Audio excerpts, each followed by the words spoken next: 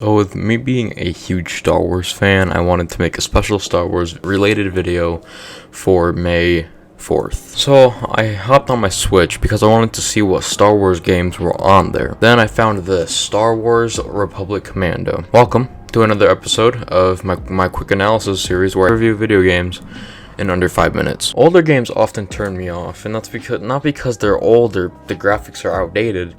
It's because of the controls aren't the best, and to be honest, kinda clunky at times. The controls for this game are really good, but it has some negatives. The basic controls are walking is the left analog stick, and the right trigger is shooting or a melee strike if you're playing like Elder Scrolls or Dying Light. But the problems begin with the simple mechanics like switching weapons. It took me about 30 minutes into the game to find out how to actually switch to the other weapons. I looked it up on Google, and even then it doesn't tell you how to do it on the Switch, which obviously I'm not surprised considering it just came out on the Switch not that long ago. I had to figure it out on my own, and it's literally just different buttons on the D-pad. Although it is still buggy sometimes, the wrong gun sometimes does appear instead of the one you wanted.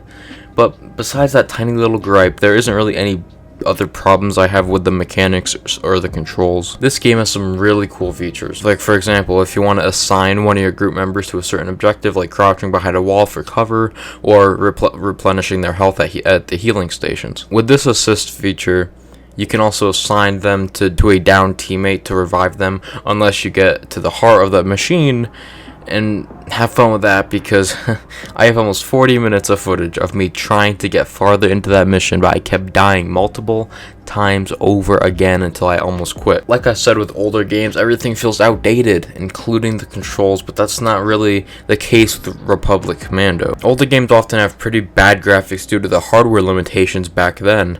But with this game, I haven't felt that the graphics weigh down or anything. And I gotta say, this game's a lot harder than I thought it would be.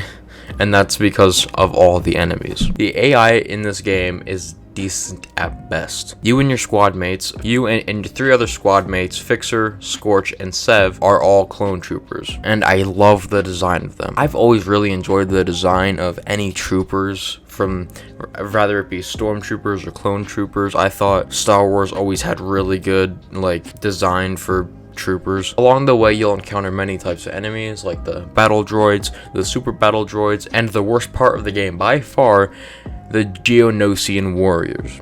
These things, these are going to be a huge thorn in your side as you can constantly have to deal with them. There are other enemies later in the game that you discover, but the Geonosian warriors are so annoying. They are bullet sponges with wings. Even with the rifle, it takes a hefty amount of damage to actually take one down.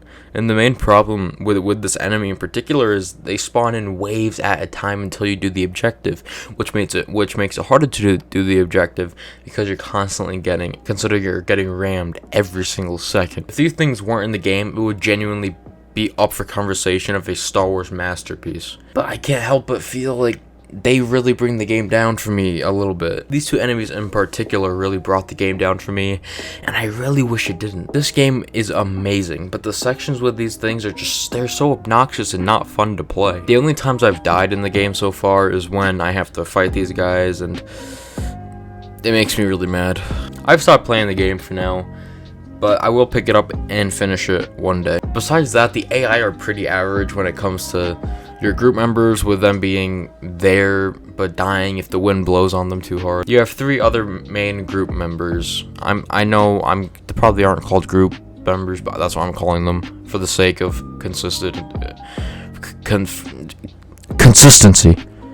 Even though their dialogue is cliche war, we have to do this, we have to eliminate this, they add so much to the game. If it was only you and if you were all alone, the game wouldn't have the same charm as it does. Having AI teammates really help the game flourish and thrive and just move along smoother.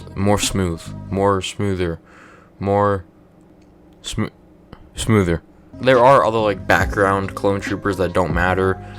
They're useless. You can actually kill one of them with a single shot, which I did accidentally. I should mention that the first time you are introduced to your 3 companions is really cool. I really like the way how you just suddenly show up in a room and there they are sitting and gearing up for the missions, and they're I really like that. This game has very good level design. I haven't found myself getting lost or wondering where to go because the levels are pretty linear. Each level has an objective and one way to get to it. The thing that makes it fun, though, are the battles you'll encounter along the way. One minor oof, though, is there are a lot of missions that open the same way, and that's because you and your group always go down on these like wires, and that's the beginning of most of the levels for the first 3 hours. I'm sure later on in the game too. This is gonna be the shortest category out of the 4 in this video, and that's because how much can you truly talk about one game's level design?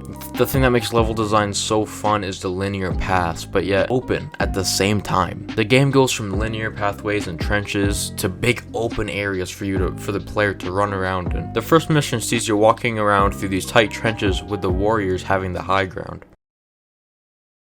I have the high ground! Linear level design in games isn't bad. It's actually great, but the game has to have at least 2 non-linear levels.